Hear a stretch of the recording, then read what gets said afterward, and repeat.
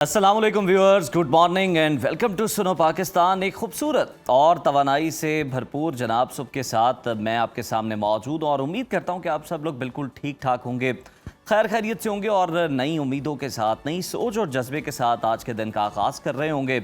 और जनाब मैं हूं उज़ैर मलिक और आपको ये भी बता दें नाजरीन कि हम देख रहे हैं कि दुनिया में बहुत कुछ बदलता जा रहा है। ये सारी चीज़ें भी हम आज के शो में आपके साथ डिस्कस करेंगे, बल्कि अगर हम इसे सादा लफ्ज़ों में अगर इसे ढालने की कोशिश करें, आम फहम लफ्ज़ों में अगर बात करें, तो लगता यूँ है कि जैसे कोई थ्रिलर मूवी चल रही है। एक तरफ हम देख रहे हैं क्रिकेट का जुनून है, बाबर आजम की वो शानदार सेंचुरी है और पेशावर ज़ल्मी का फाइनल में पहुँचना जिसने पूरे लाहौर को अभी से जश्न के मूड में डाल दिया है। लेकिन दूसरी तरफ दुनिया के नक्शे पर नज़र डालें तो मशरिक़ वस्ता में हालात काफ़ी गंभीर हैं।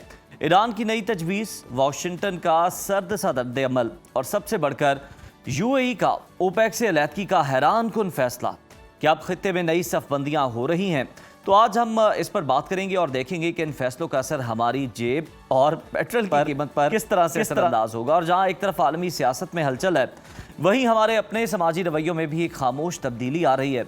पिछले 10 सालों में इंसानी राबतों में 25% कमी हुई है।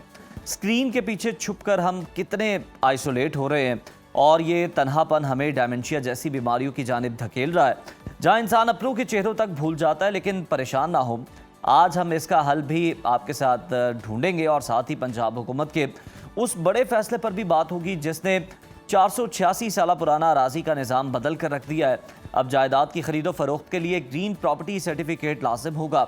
तो अगर आप घर लेना चाह रहे हैं तो जनाब ये सेगमेंट आपने मिस नहीं करना। और आपको भी बता दें कि जनाब आज लाइव किचन सेशन भी होगा जिसमें हम बनाएंगे मिनटों में तैयार होने वाले बहुत ही मज़ेदार किस्म के स्नैक्स। तो हमारे साथ रहिए, 2 घंटे जनाब शो को एंजॉय करें और अपने फीडबैक से, कीमती फीडबैक से हमें ज़रूर नवाजिए। मशरिक़ वस्ता की सियासत के अगर हम उसको पहले डिस्कस करें तो आजकल एक ऐसी वहाँ पर बसात बिछी नज़र आती है जहाँ हर चाल पहले से और ज़्यादा ख़तरनाक होती जा रही है। ईरान की पाकिस्तान के ज़रिए वाशिंगटन को मुज़ाकरात की नई तजवीज़ अमरीकी सदर डोनाल्ड ट्रंप को मुतासर नहीं कर सकी। सदर ट्रंप जो अपनी आर्ट ऑफ द डील के लिए मशहूर हैं, जाने जाते हैं, इस तजवीज़ से लगता है बिल्कुल भी खुश नहीं है। उनका कहना है कि जब तक एटमी हथियारों का मामला मेज़ पर नहीं आ जाता तब तक बाकी की सब बातें बेमानी हैं। और यूं लगता है कि ट्रंप ईरान को मुकम्मल तौर पर दीवार से लगाने की पॉलिसी पर गामजन है। और सूरत-ए-हाल उस वक्त मज़ीद दिलचस्प हो गई जब यूएई ने अचानक ओपेक से निकलने का ऐलान करके सबको हैरान कर दिया। इस फैसले ने जहां आलमी मंडी में हलचल मचाई, वहीं खलीजी ममालिक के अहम इजलास से ओमान की गैर हाजिरी भी ये इशारा दे रही है कि अरब ममालिक अपने मफादात के लिए आज़ादाना फैसले कर रहे हैं। दूसरी जानिब इसराइली आर्मी चीफ 2026 को भी जंग का साल करार दे रहे हैं, जिसका मतलब है कि खित्ता लंबे अरसे तक अदम इस्तेहकाम का शिकार रह सकता। इन तमाम मामलात पर बात करने के लिए आज हमें ज्वाइन किया है मारूफ माहिर बैनुल अक़वामी शहरियार खान साहब ने। शहरियार साहब, welcome to Suno Pakistan, good morning. कहिएगा कि ईरान की जानिब से आबनाए हुर्मुज़ खोलने की नई तजवीज़ को वाशिंगटन में देखा जाए तो बड़ा एक कोल्ड सा रद्द-ए-अमल मिला है, और आप समझते हैं कि अमेरिका ईरान पर मुकम्मल हथियार डालने से कम किसी भी पेशकश को संजीदगी से लेने को तैयार ही नहीं है? नहीं, मेरा इसमें ख्याल है कि ये बेसिकली ईरान ने एज अ बार्गेनिंग चिप इस्तेमाल किया है, क्योंकि जो ये ब्लॉकेड है यूएस का हरमूज़ के ऊपर, वो सिर्फ ईरान को इफ़ेक्ट नहीं कर रहा, वो जीसीसी कंट्रीज़ को भी इफ़ेक्ट कर रहा है, ग्लोबल ऑयल प्राइसेस को भी इफ़ेक्ट कर रहा है और इंटरनेशनल मार्केट्स के ऊपर भी उसका बहुत बड़ा असर है। और ये दोनों जो पार्टीज़ हैं, एक साइड पे ईरान, दूसरी साइड पे यूनाइटेड स्टेट्स, ये दोनों ये समझ रहे हैं कि इन दोनों के पास काफ़ी टाइम है और बार्गेनिंग पावर ज़्यादा है। ईरान बेसिकली ये समझता है कि जो न्यूक्लियर इशू है वो यूएस के लिए इम्पॉर्टेंट है और उस इशू के ऊपर आने से पहले उसको कुछ कंसेशंस चाहिए, और वो स्ट्रेट ऑफ हरमूज़ को एज अ बार्गेनिंग चिप इस्तेमाल कर रहा है। और वो चाहता है कि जो यूएस है वो पहले ईरान की डिमांड्स को मीट करे और उसके बाद जो ज़्यादा डिवाइसिव इशू है, जिसके ऊपर ज़्यादा गपशप लगनी है, जो कि न्यूक्लियर इशू है, वो उस इशू के ऊपर बाद में आए। बाकी जो सारे के सारे प्लेयर्स हैं इस पूरे रीजन में, वो भी इस वाले मॉडल को एग्री करेंगे। अब ये येस और नो क्वेश्चन नहीं है कि यूएस ने ये बात माननी है या नहीं माननी, इसमें बेसिकली सीक्वेंसिंग का इशू होगा और डिप्लोमेसी इसी तरह काम करती है कि जो ट्रंप एडमिनिस्ट्रेशन है वो ओपनली येस और नो में इसको जवाब नहीं देगी, वो इसके अंदर भी बार्गेनिंग करने की कोशिश करेगी। और ये हम बेसिकली एक ऐसी बार्गेनिंग की तरफ जा रहे हैं जिसमें कुछ डिमांड्स यूएस की मानी जाएंगी, कुछ डिमांड्स ईरान की मानी जाएंगी और एक मिडिल वे की तरफ जाया जाएगा। बिल्कुल सही। शहरियार साहब, डोनाल्ड ट्रंप की वापसी के बाद बराह रास्त फोन लाइन के जरिए ईरान के साथ डील की बातें हो रही हैं। क्या आर्ट ऑफ द डील के माहिर ट्रंप तेहरान के साथ वो कर पाएंगे जो बाइडन इंतजामिया सालों में भी ना कर सकी? देखें, ये बेसिकली जो सारी की सारी जो बैक चैनल का जो पूरे का पूरा आर्किटेक्चर है वो इसी तरह ही ऑपरेट करता है। अब क्योंकि मीडिया की लाइमलाइट इसलिए इसके ऊपर इतनी ज़्यादा आ गई है और पाकिस्तान की मीडिएशन इफ़ेक्ट्स जो हैं वो पूरी दुनिया को उन्होंने हिला के रख दिए। वरना अगर आप देखें JCPO भी इससे पहले हुआ, इससे पहले बहुत सी जंगें ख़त्म हुई, सारी की सारी जो डिस्कशन है और जो पॉइंट्स होते हैं जिसके ऊपर एग्री करना होता है वो बैक चैनल के थ्रू ही होते हैं। ट्रम्प एडमिनिस्ट्रेशन ने, मैं बड़ा ये ओपनली आपको नोट करना चाहता हूँ इस प्रोग्राम में, कि ये नहीं कहा कि अब ये जो मीटिंग है वो पर्सनली नहीं होगी। उन्होंने ये भी नहीं कहा कि वो पाकिस्तान नहीं आएंगे। वो चाहते हैं कि सारे के सारे जो मामलात हैं वो पहले बैक चैनल पे डिसाइड हो जाएं और उसके बाद जब फॉर्मल सिग्नेचर का टाइम आएगा उस पर फिर दोबारा मुलाकात होगी और वो आप देखेंगे अगले कुछ महीने में ये होगा ज़रूर। बिल्कुल सही।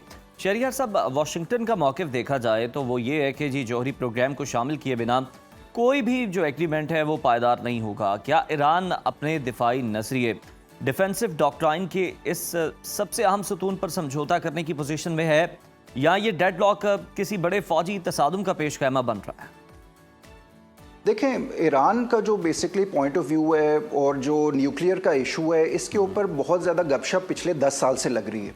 और अगर आप देखें तो पाकिस्तान से पहले जब मीडिएशन ओमान के हाथ में थी उस टाइम पे भी बहुत से ऐसे लवाजमात थे न्यूक्लियर डील के ऊपर जो तय हो चुके थे ऑलरेडी। उसमें 2-3 ऐसे पॉइंट्स हैं जिसके ऊपर एग्रीमेंट की ज़रूरत है अभी। और बैक चैनल्स के थ्रू अगर आपने देखा हो कि अभी जब फॉरेन मिनिस्टर पाकिस्तान आए थे उसके बाद वो ओमान गए और उसके बाद वो रशिया गए, तो इसके भी कुछ मुहर्रिकात हैं जिनको समझने की बड़ी ज़रूरत है। अगर आप देखें तो पिछली दफ़ा जब JCPOA वाली जो डील हुई थी ईरान की और US की, उसमें रशिया ने ईरान का एनरिच यूरेनियम में वो अपने पास रख लिया था और इन रिटर्न उनको यूरेनियम दिया था फॉर पीसफुल पर्पसेस। अगर आपको अभी याद हो कि इस डील के अंदर भी जो 60% एनरिच यूरेनियम जो ईरान के पास है उसका फ्यूचर क्या होगा उसके ऊपर डिस्कशन हो रही है। बिल्कुल। तो ईरान का जो रशिया के पास जाना है उसके 3 मकसद थे। एक मकसद ये था कि जो ग्लोबल पावर्स हैं उनको इस डील के अंदर लाया जाए एज गारंटोर्स। उसके अलावा जो इनरिच यूरेनियम जो ईरान के पास है, जो एक कंटेंशन का बायस बना हुआ है, उसका आगे फ्यूचर क्या होगा, क्या वो पाकिस्तान को दिया जाएगा? पाकिस्तान ने ये ऑफर की है, लेकिन हिस्टोरिकली जो प्रेसिडेंट सेट हुआ है वो पहले ये मॉडल रशिया के साथ ट्राई हो चुका है। तो वो रशिया को ऑन बोर्ड लाना चाह रहे हैं टू फाइंड अ सोल्यूशन। तो बैक चैनल के ऊपर बहुत सी ऐसी डिस्कशंस वगैरह हो रही हैं जो जनरल पब्लिक पे नहीं आती, लेकिन मैं इस चीज़ के ऊपर काफ़ी होपफुल हूँ, ऑप्टिमिस्टिक हूँ कि एक ऐसा फार्मूला तय पा रहा है जिसके ऊपर ये जो मामलात हैं ये आगे जाके रेजोल्यूशन की तरफ जाएंगे। अब बिल्कुल ये मामलात रिजॉल्व होंगे। और शहरियार साहब, जिस तरह से आप रशिया की बात कर रहे थे, तो ईरानी वज़ीर ख़ारजा का पुतिन से मिलना, रूस की हिमायत हासिल करना, क्या ये मशरिक़ वस्ता में नई सर्द जंग का आगाज़ है जहां रूस और अमेरिका आमने सामने होंगे अपनी अपनी प्रॉक्सीज के साथ?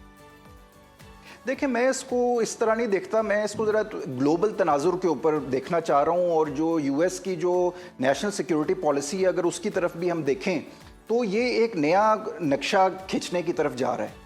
उसमें अगर हमें इस तरह तो अभी नहीं लग रहा, लेकिन जो उनकी पॉलिसी है वो ये कहती है कि US जो है वो अपनी जो रिलेशनशिप्स है उनको रिव्यू कर रहा है। वो यूरोप की तरफ भी रिव्यू कर रहा है, रशिया की तरफ भी रिव्यू कर रहा है, चाइना की तरफ और रीजन के ऊपर भी। अब जो US है वो हर एक के लिए नेट सिक्योरिटी प्रोवाइडर नहीं बनना चाहता और वो बेसिकली वेलकम करेगा कि ऐसे कोई अगर गारंटोर्स आ सकते हैं जो इस मामलात को रिजॉल्व करने में अपना रोल प्ले कर सकते हैं तो US वेलकम करेगा। अगर आप देखें तो प्रेसिडेंट ट्रंप और जो रूसी सदर हैं व्लादिमीर पुतिन, उन दोनों की रिलेशनशिप आपस में काफ़ी अच्छी है। ऊपर से तो सर्द जंग चल रही है, यूक्रेन और रशिया का इशू जो है वो एक बड़ा डिवाइसिव इशू है और उसमें यूरोप ने एक बड़ा टफ स्टांस लिया हुआ है। लेकिन पर्सनली प्रेसिडेंट पुतिन और जो प्रेसिडेंट जो हैं ट्रंप, उनकी रिलेशनशिप बहुत अच्छी है। तो मेरे ख्याल में तो ये एक रेजोल्यूशन के लिए एक अच्छा और इम्पॉर्टेंट स्टेप होगा। और ईरान की भी एक डिमांड ये है कि ठीक है, बहुत से हमारे रीजनल ममालिक जिसमें पाकिस्तान ने लीड ली हुई है, वो मीडिएटर्स का तो रोल प्ले कर रहे हैं, लेकिन इस सारी इक्वेशन में अभी गारंटी देने वाले जो ममालिक हैं वो उसमें मौजूद नहीं है। तो चाइना और रशिया, और मेरे ख्याल से रशिया का ज़्यादा रोल इसलिए होगा क्योंकि उनके एक हिस्टोरिकल रिलेशनशिप है ईरान के साथ। तो रशिया को एज ए गारंटर इस इक्वेशन के अंदर लाना मेरे ख्याल में एक मुस्बत एक इकदाम होगा। बिल्कुल सही। शहरियार साहब, यूएई की ओपेक से अलहदगी को सिर्फ मौशी नहीं बल्कि सियासी नज़र से भी देखा जा रहा है। मुत्तहदा अरब अमारात का ओपेक और ओपेक प्लस से निकलना सऊदी अरब की क़यादत के लिए कितना बड़ा धचका है? क्या ये सऊदी अरब के लिए वाज़ेह पैगाम है कि अब अबू धाबी रियाद की क़यादत में चलने वाली पॉलिसियों का पाबंद नहीं रहा? देखिए, इसको भी आपको ना ग्रेटर जियो पॉलिटिक्स और जियो इकोनॉमिक्स के लेंस से देखना पड़ेगा। जब से ईरान के ऊपर ये हमला हुआ है, उसमें बहुत से ऐसे ममालिक हैं, बहुत सी ऐसी रिलेशनशिप्स हैं, बहुत से ऐसे ब्लॉक्स हैं, वो अपने आप को रीएवैल्यूएट कर रहे हैं according to their own interests. और अगर आप यूएई का ये इकदाम भी देखें, जब वो ओपेक से निकलना चाह रहा है, उसमें मुहर्रिकात क्या हैं? ओपेक एक ऐसी बॉडी है जो ऑयल की जो डिमांड है और सप्लाई है उसको कंट्रोल करती है, और उसकी वजह से प्राइस को कंट्रोल करती है। अब प्राइस किस तरह कंट्रोल होती है? प्राइस इस तरह कंट्रोल होती है कि ओपेक की जितनी भी कंट्रीज हैं उन सारों के पास कोटा है, और वो उस कोटे से ज़्यादा डिमांड जो है वो मार्केट में नहीं बढ़ने देते, सप्लाई भी नहीं बढ़ने देते, और प्राइसेस को वो रेगुलेट करते हैं।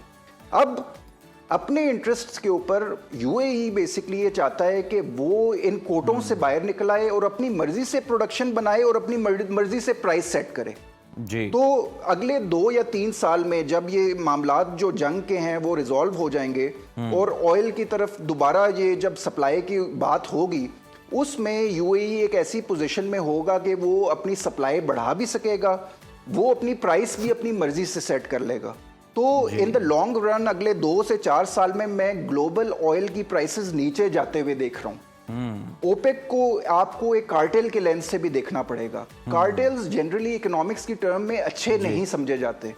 दुनिया में हमेशा रूल ये होता है कि सप्लाई और डिमांड जो है वो प्राइस को सेट करे जी। लेकिन अगेन ग्लोबल जो ऑयल प्राइसेस है उसको ये स्टेबिलिटी भी देता है। आप देखेंगे कि जो ऑयल की प्राइसेस है वो 60 से $85 पर बैरल जनरली ये प्राइस रही है और अब जंग की वजह से स्ट्रेट ऑफ हर्मूज को ब्लॉक होने की वजह से वो प्राइस अब 100 से ऊपर चली गई है और कुछ एनालिस्ट ये कह रहे हैं कि ये जंग रुकी ना तो ये 150 तक भी पहुंच जाएगी।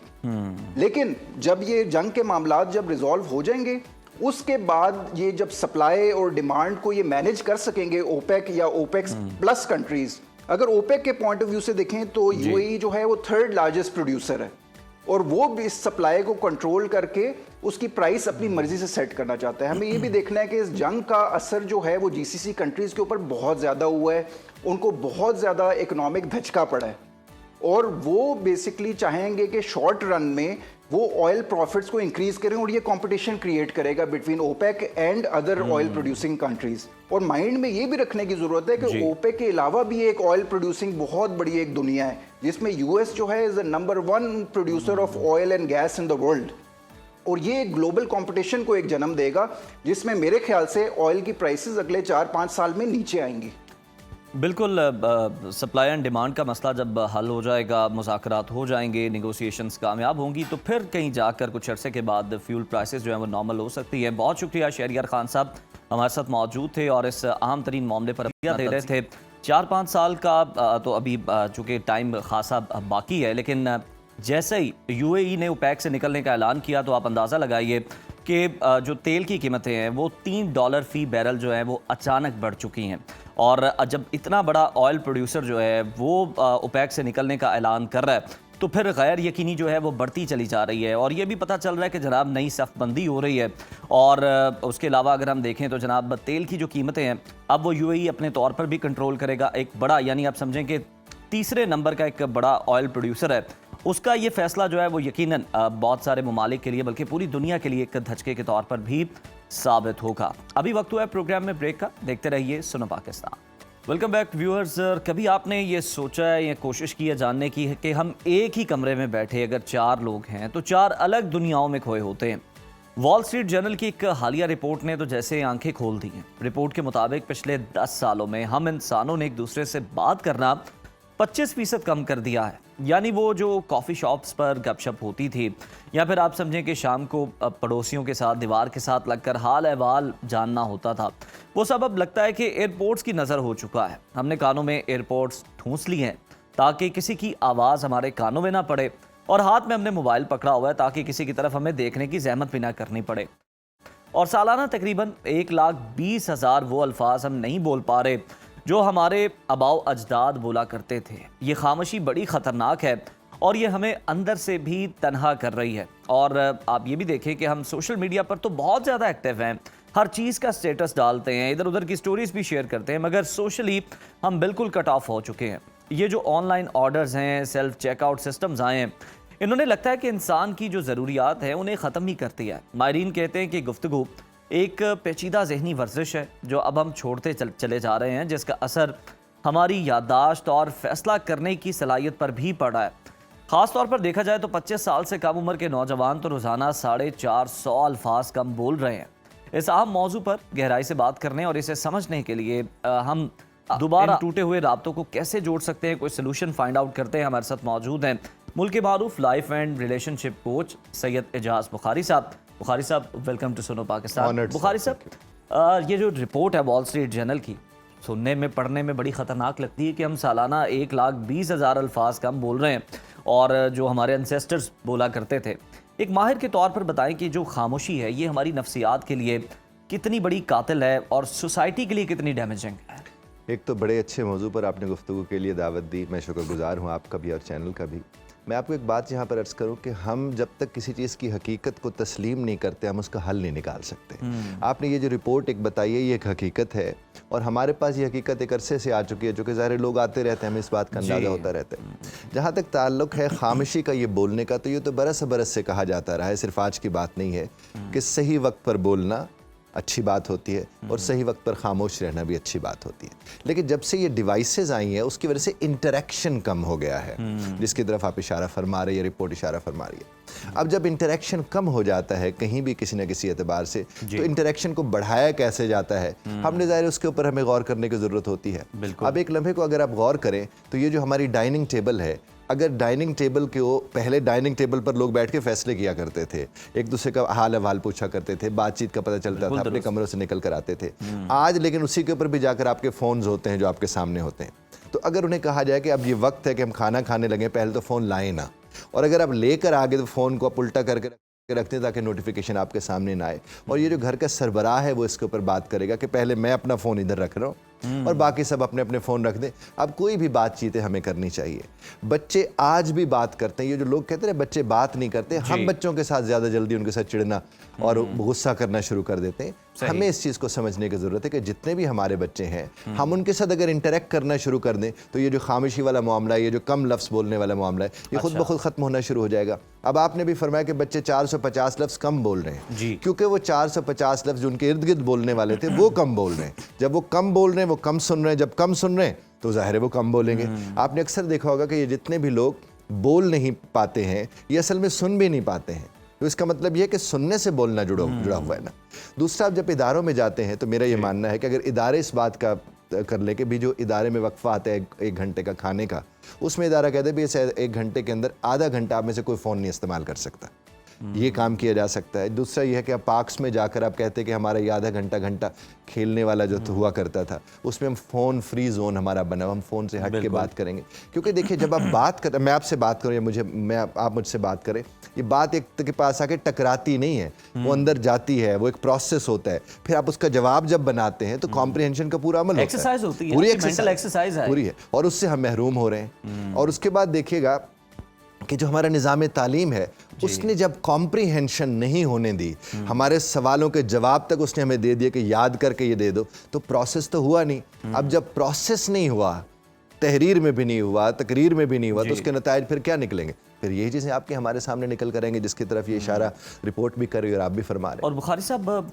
कुछ लोग ये जानबूझ के भी कहते हैं, जिस तरह से आप कह रहे हैं ना गुफ्तगू करनी चाहिए, कुछ लोग ये कहते हैं कि बड़े कूल बनने की कोशिश करते हैं कि यार तुम लोग बड़े वेले हो, बड़े गुफ्तगू करते हो, मेरे पास तो इतना वक्त नहीं है, मैं नहीं इतनी सरखपाई कर सकता।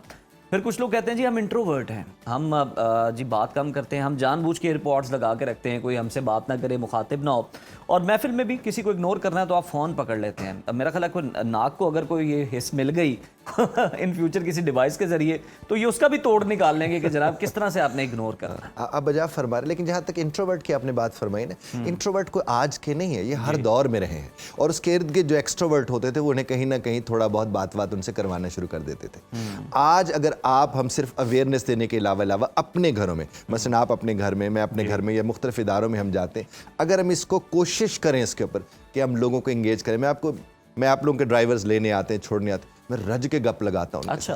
और उस गप में मेरी कोशिश क्या होती है कि मैं सुनूं ज़्यादा, क्योंकि हम लोग पढ़ाने वाले, हम तो वैसे ज़्यादा बोलते हैं, तो वो जब सुनने की बारी आती है, आपके गार्ड्स हो गए, बाकी आपके कैमरा के लोग हो गए, ये सब के सब आप जब उनके साथ इंटरेक्ट करना शुरू करते हैं तो असल में स्टोरीज अभी भी इन्हीं लोगों के पास हैं, बाकी लोगों के पास तो स्टोरीज भी ख़त्म होना शुरू हो गए, क्योंकि अभी भी ये जाकर शाम को बोतल पी लेते हैं वो ढाबे से, अभी भी वहाँ जाकर ये पान खा लेते हैं वहाँ से, अभी भी ये गप्पें लगा लेते हैं। ये जो हम जिस कैटेगरी में आ गए, हमारे साथ सबसे बड़ा अलमिया ये हो गया कि हम हर वक्त फ़ोन लिए फिरते रहे और उसके मुताबिक हम करते हैं। उसका सबसे ज़्यादा नुकसान मैं आपको बताऊँ जनाब अली, वो ये हो रहा है कि वो जो खालिक ने हमारे अंदर खूबसूरतियाँ रखी हुई हैं, हम आहिस्ता आहिस्ता अपने आप को उससे जुदा कर रहे हैं, और नतीजा उसका क्या निकल रहे, हम पास होते हैं तो साथ नहीं होता, साथ होते तो पास नहीं होता, और फिर उसके नतीजे निकल कर आते हैं। और कन्वीनियंस के नाम पर हम कनेक्शन से डिसकनेक्शन की तरफ जा रहे हैं कि मुझे कन्वीनियंस अवेलेबल है ना इस चीज़ की। आप देखें जिस तरह वो आप जब भरते चले जाते हैं, खाने आते हैं, इसके ऊपर आपने ये भर दिया, वो भर दिया, ऑर्डर्स प्लेस जब आप करते, उसमें आपके साथ कोई बात तो नहीं कर रहा। मैं अक्सर लोगों से कहता हूँ कि उस वक्त भी आप अगर कॉल मैसर है ना तो कॉल मिलाएं, ताकि आप बात करें। कॉल पे आप ऑर्डर दे सकते हैं, आप ऑर्डर दे सकते हैं, कर सकते हैं। इस तरह वॉइस मैसेजेस करने चाहिए, उसमें एक्सप्रेशन, आवाज़ का उतार चढ़ाव को बात सामने आती है। मैं अंग्रेज़ी ज़बान सिखाता हूँ, उसमें मैं लोगों को कहता हूँ अगर आपकी तस्वीर मैं नहीं देख सकता, आप नकाब लगा लें, अगर आप पर्दा करते हैं हम उसका एहतराम करते हैं, लेकिन अगर आपकी तस्वीर मैं नहीं देख सकता तो रेडियो मैं नहीं चला सकता। मैं क्लास ही नहीं पढ़ाता उन लोगों के जो मेरे सामने नहीं आते, क्योंकि तासुरात की दुनिया है। हम तो ये देखते हैं इस चीज़ को कि हल्का सा वो बल पड़ता है माथे पे तो उसके पता नहीं क्या से क्या मतलब निकल कर आते हैं, वो भी तो कम्युनिकेशन है ना। तो इन चीज़ों को जब तक हम देखेंगे नहीं, करेंगे नहीं, तब तक फिर हम भुगतते रहेंगे। और ये बड़ी ज़बरदस्त बात है, और मैंने भी ये लोगों से देखा भी है कि वो कहते हैं कि अपने बहुत सारे अंग्रेज़ी के, मतलब वो अंग्रेज़ी ज़ुबान में इंटरव्यूज़ थे जो हमने क्लियर किए, वो ये था कि जो इंटरव्यू लेने वाला था हमें वो, क्योंकि उनकी तो डायलैक्ट लैंग्वेज है, वो तो बड़ी तेज़ी से बोलते हैं उसको, जिस तरह से हम उर्दू रवानी से जनाब, तो उन्होंने कहा कि हम उनकी लिपसिंग से पकड़ते हैं कि ये क्या बात कर रहे हैं। हालांकि अंग्रेजी उनकी भी अच्छी है, लेकिन उनकी वो रवानी नहीं है, फ्लो नहीं है। अच्छा बुखारी साहब, एक चीज़ और भी है ये स्किल सीखना कितना ज़रूरी है बतौर रिलेशनशिप कोच, आप ये बताइएगा, रहनुमाई कीजिएगा। लोग कहते हैं कि जी हम बात इसलिए नहीं करते ज़्यादा, इसलिए नहीं हम लोगों के साथ कम्युनिकेट करते, नेगेटिविटी बहुत ज़्यादा है, कोई नेगेटिव बात करता है। अरे भाई, इन लोगों को ही तो डील करना काम, आर्ट ही ये है, आर्ट यही है आपका। और दूसरे के फिल्टर क्यों नहीं करेंगे? देखिए जब हम कहते हैं, माहिरीन नफ्सियात ये कहते हैं कि 60,000 ख्याल हमें रोज़ाना विजिट करता है, जिसमें से 80% नेगेटिव होते हैं। तो अगर हम बात नहीं करेंगे तो फिल्टर कहाँ से होंगी चीज़ें? अगली राय हमारे तक आएगी तो हम एक और पहलू की तरफ हमारी निशानदेही होगी। हम तो पहलू तय ही कर रहे हैं, सच्ची पूछिए ना। हम कहते हैं यार कहीं बच ही जाएं। ये जो बचने की कोशिश में होते हैं, ये ना खुद बच पाते, ना फिर इनसे दुनिया बच पाती है। ना आपको डील करना आता है, ना आपको पता है कि आपने हैंडल कैसे करना है। बुखारी साहब, ये जो 25 साल से कम उम्र वाला है, ये बड़ा खतरनाक है। आपने तो स्टार्ट में भी कहा कि ये बड़े बात नहीं कर रहे, तो इसलिए ये भी बात नहीं कर रहे, बड़े भी चूंकि फ़ोन में लग गए, तो इन फ्यूचर फिर कम्युनिकेशन स्किल्स का क्या बनेगा? उसका बिल्कुल ही फुकदान हो जाएगा, कहत हो जाएगा, क्या होगा? नहीं, मैं आपको एक बात अर्ज करूँ, ये जो 25 से नीचे वाले जो जहाँ रिलेशनशिप में वहाँ बात कर रहे हैं जहाँ करनी चाहिए वहाँ कर रहे हैं बात। अच्छा, अब जब वहाँ पर वो बात कर रहे हैं तो वो उस बात को ही जाहिर ना हो जाए, वो बाकियों से बच रहे होते हैं। अब हम बड़ों का ये काम है कि हम उनके लिए वो कन्फेशन बॉक्सेस बने, वो हमारे पास आए, जी भर के अपनी बात हमसे करें, और उन्हें लगे कि उन्हें सुना जा रहा है, फिर वो हमसे बात करेंगे। और जब उन्हें लगे कि हम तो पहले जजमेंटल हुए बैठे हैं कि वो बात करेंगे, तो हम उनके एक जुमले से उचक के हम अपनी उनको राय देना शुरू कर देंगे, यूँ ना करो, ये ना करो, हमने भी ये दौर देखा हुआ है, ये है वो ना। बाबा, पहले उसको खाली तो होने दें। जिस घड़ी वो खाली होगा, हाले दिल तो सुने, हाँ उसको सुने तो, और वो आया वो इसीलिए आपके पास है। और जब आप उससे सुनेंगे और आप उससे बात करेंगे तो फिर वो मुहावरे वापस लौट आएंगे जो मुहावरे अब आहिस्ता आहिस्ता ख़त्म होते जा रहे हैं, वो जुमले वापस लौट आएंगे, वो लफ्ज़ वापस लौट आएंगे, वो अपनी तौकीर के साथ वापस लौटेंगे, और वो तभी मुमकिन है जब हम उन्हें सुनना शुरू करेंगे। नहीं तो फिर ये जो बताया जा रहा है 25% कम होना कुछ छोटी बात नहीं है साहब, बहुत बड़ी बिल्कुल बात है ये। देखे ना, आपका इनपुट अच्छा है तो तभी आपका आउटपुट भी अच्छा हो सकता है, जाहिर है। यही चीज़ है। बुखारी साहब, तन्हाई को देखें, आइसोलेशन को हम देखें तो लगता है कि ये एक पेंडेमिक की सूरत जो है इख्तियार कर चुकी है और आलमी वबा आप इसे कह लें। आप क्या समझते हैं इसका जो बराह रास्त ताल्लुक है वो हमारी इन ऐप से है, ऑनलाइन शॉपिंग से है, जिन्होंने ह्यूमन टच को ख़त्म कर दिया है? एक हमारी जो कम्युनिकेशन एक बेसिक होती थी, मतलब आप बार्गेन करते थे, अब तो ब्रांड्स वालों ने भी फिक्स प्राइसेस लगा दिए। अब तो ये मामला भी नहीं मिलता वहाँ पे, वरना घंटों बहसें चला करती थी। और हालांकि देखिए ये तो हदीस है कि आप इस तरह बात करें कि पसीना आ जाए, उसे भी आपको खूबसूरत मिसाल आप, वाह, ये तो हदीस से मुबारक है। और उसका मकसद कम्युनिकेशन था, और फिर निगोशिएशन स्किल्स कहाँ से आप सीखेंगे? और इसीलिए मैं आपको एक बात अर्ज करूं, जहां फिक्स प्राइस नहीं है वहां पर बच्चों को साथ लेके जाना चाहिए और बाप उनके सामने मॉडलिंग करे निगोशिएशन की। उन्हें सिखाए, ये तभी सीखेगा, कोई इदारा नहीं सिखाएगा, नहीं सिखा। हाँ, इस तरह पहले देखिए गोश्त था, फिक्स प्राइस वाली जगह पर जाने की बजाय पहले होते थे कसाई के पास जाना भी एक आर्ट होता था, वहां पर जाके अब कहते ये वाली यूनिट, हाँ, बहुत बड़ा आर्ट होता था। और वो आराम से जैसे शॉपिंग बैग में डालता था, पता ही नहीं लगता, वो घर आके पता लगता होता था कि उसने इसके अंदर इतने छिछड़े भी डाल दिए, आप क्या उठा के ले आए। तो बच्चों को जब आप साथ लेकर जाएंगे और कम्युनिकेट करेंगे तो ही बच्चे सीख पाएंगे। और घर में वालिदैन को खास तौर पर चाहिए कि जब वो घर आते हैं बाप, वो कहते हैं भी ये हमारा बात करने का वक्त है, किसी के हाथ में फ़ोन नहीं होगा, ये देखें मैं अपना फ़ोन रख रहा हूँ। सब कुछ रिवाइव हो सकता है, क्यों नहीं है? हमें ही तो इम्कानात रब्बे कायनात ने हमारे अंदर रखे हैं, बेशक, तो क्यों नहीं मुमकिन है? बिल्कुल ये मुमकिन है। बहुत शुक्रिया एजाज बुखारी साहब, हमेशा की तरह बहुत ही मुदल्लल खूबसूरत आपने फरमाई, और यकीनन ये एक बहुत बड़ा अलमिया भी है। और हम लोगों को कांटेक्ट जहाँ पे हम कर रहे होते हैं, हमें कनेक्ट करने की ज़्यादा ज़रूरत है, लोगों के साथ बातचीत करने की ज़रूरत है। और आप ये ना समझें कि शायद ये आपके टाइम का ज़िया हो रहा है, ऐसा नहीं है। आप दूसरों के एक्सपीरियंसेस से सीख भी रहे होते हैं, कम्युनिकेट भी कर रहे होते हैं, आपका माइंड भी जो है वो भी एक्टिव होता है, वो भी प्रोसेस कर रहा होता है चीज़ों को, और फिर आप सोच समझ के उसका जब जवाब देते हैं तो ये पूरी एक जहनी मश्क है। तो खुदारा गुफ्तगू करें और इस सिलसिले को जारी रखें। अभी वक्त हुआ है ब्रेक का, स्टे विद अस।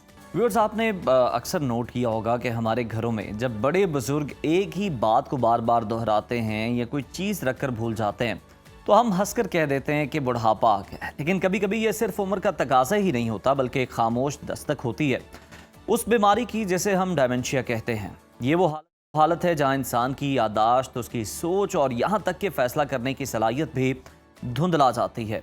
और ये कैसा मरहला है जहां मरीज से ज़्यादा उसके घर वालों का इम्तिहान होता है। मरीज का चिड़चिड़ा हो जाना, बात बात पर उलझना, या रोज़मर्रा के छोटे छोटे काम जैसे बटन बंद करना या पानी पीना भी भूल जाना, ये सब खतरे की घंटी हैं।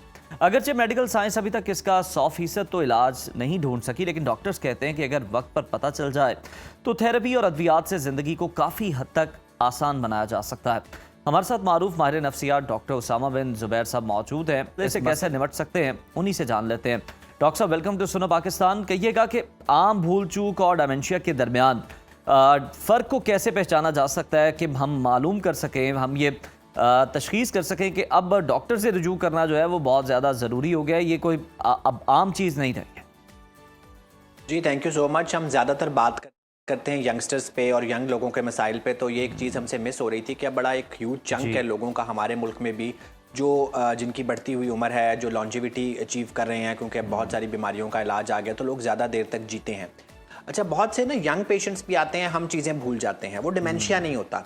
मैं और आप भी, हमारे दिमाग में बहुत कुछ चल रहा होता है तो हमसे चीज़ें मिस हो जाती हैं। डिमेंशिया क्या है? डिमेंशिया में वो मेमोरी प्रॉब्लम्स आती हैं जिससे आपकी क्वालिटी ऑफ लाइफ बहुत डिस्टर्ब होती है। आपके इर्द गिर्द वाले लोग भी आपको देखते हैं कि आप घर से बाहर गए हैं, वापसी का रास्ता भूल गए हैं, आपने खाना खाया है, आप खाना खा के भूल गए हैं, नमाज आपने पढ़ी है, आप नमाज पढ़ के भूल गए हैं। और डिमेंशिया खाली भूलना नहीं है, भूलना डिमेंशिया की एक अलामत है। डिमेंशिया पूरा सिंड्रोम है। बेसिकली डिमेंशिया क्या है कि आपका ब्रेन फेल हो रहा है, यूं डिक्लाइन कर रहा है। जिस तरह सर के बाल सफ़ेद होते हैं एज के साथ साथ, अंदर से भी दिमाग घिसना शुरू हो गया है। तो हमें पता है कि दिमाग तो पूरे जिस्म को कंट्रोल करता है, तो भूलने के साथ साथ और भी बहुत सारी एक सेट ऑफ अलामात हैं जो फिर डिमेंशिया के पेशेंट में आना शुरू हो जाती हैं। बिल्कुल सही। और ये नौजवान तो अब तो ये भी भूल जाते हैं कि उनसे पूछा जाए कि तुमने दोपहर को क्या खाया था, तो वो ये नहीं बता पा रहे होते डिनर की टेबल पे। उसामा साहब, क्या डिमेंशिया की तशखीस के लिए कोई लैब टेस्ट भी किए जाते हैं और क्या स्कैनिंग से बरसों पहले इसका पता चल सकता है, लगाया जा सकता है?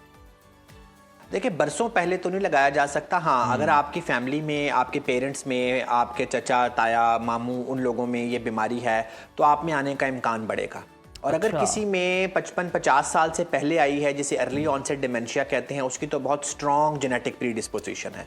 अदरवाइज ये होता है कि जब आप थोड़ा बहुत भूलने लगते हैं फिर आपको पता लगता है। तो इसके जितने लेबोरेटरी टेस्ट हैं ना, वो तो बहुत ज़्यादा हैं रिसर्च के हवाले से।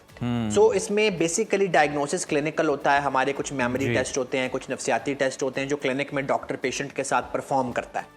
फिर हम 2 तरह के टेस्ट कराते हैं। एक हम न्यूरो इमेजिंग कराते हैं, बेस्ट तो होता है कि MRI करा लें, उसमें हमें नजर आ जाता है कि दिमाग श्रिंक हो रहा है। और कुछ ब्लड टेस्ट हम इसलिए कराते हैं कि कुछ रिवर्सिबल कॉज ऑफ डिमेंशिया होते हैं, ब्रेन फेलियर की वजह कुछ जिस्मानी बीमारी होती है जिसको ठीक कर लें तो इंसान मुकम्मल ठीक भी हो सकता है। वो सिर्फ 4% में होता है, 96% में अमूमन ये एज रिलेटेड ब्रेन का डिक्लाइन होता है।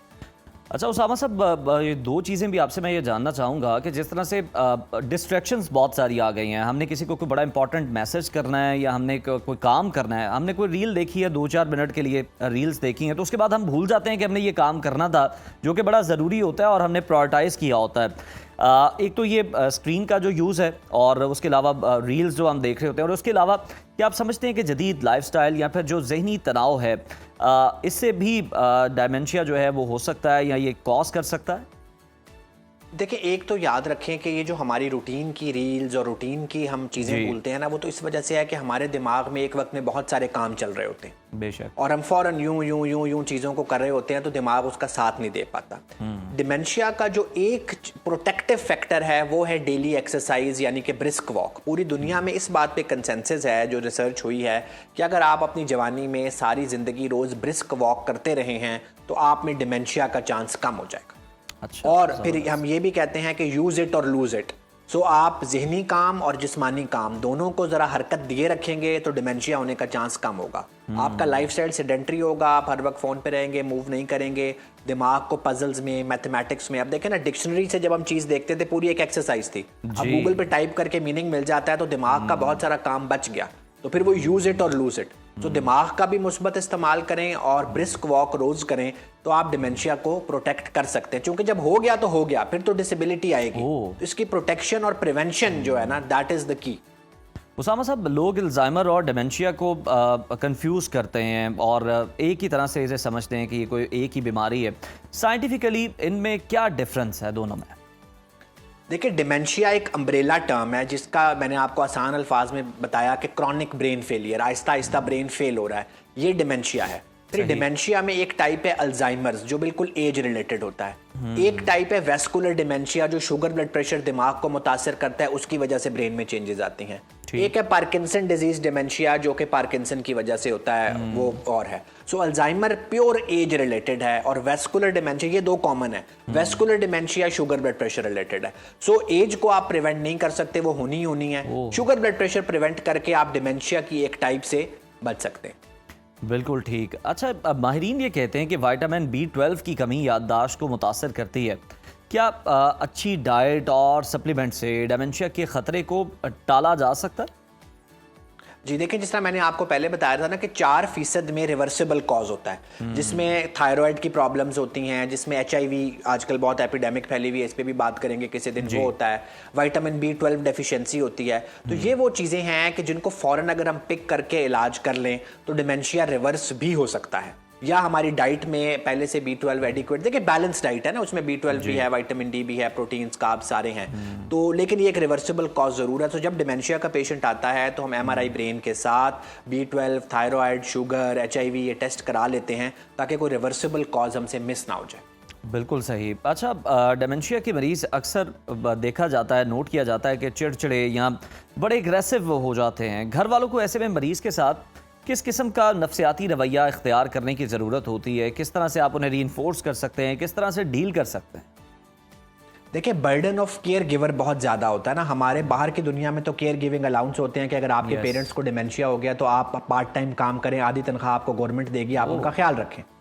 हमारे यहाँ पे सिर्फ एक बेटा या बेटी जो अवेलेबल है या बहू है, उसको जन्नत का आप लालच दे के कि जी खिदमत करो जन्नत मिलेगी, तो एक बंदे पे सारा बोझ डाल देते हैं। तो एक तो केयर गिविंग बर्डन को डिवाइड होना चाहिए। दूसरा ये है कि आप एक बात समझें, एक बंदा हाईली फंक्शनिंग है, खुद गाड़ी चला रहा है, सब काम कर रहा है, एक दिन वो गाड़ी नहीं चला सकता, एक दिन उसको चाबी रख के भूल जाता है, वो मार्केट में जाता है, उसको घर का रास्ता भूल गया, तो कैटास्ट्रॉफिक रिएक्शंस आते हैं, बहुत एग्रेशन आती है, बहुत प्रॉब्लम आती है, और फिर उसको हैंडल करना, तो उसको कैसे लेके चलना है, केयर गिवर्स की अपनी मेंटल हेल्थ ठीक होनी चाहिए।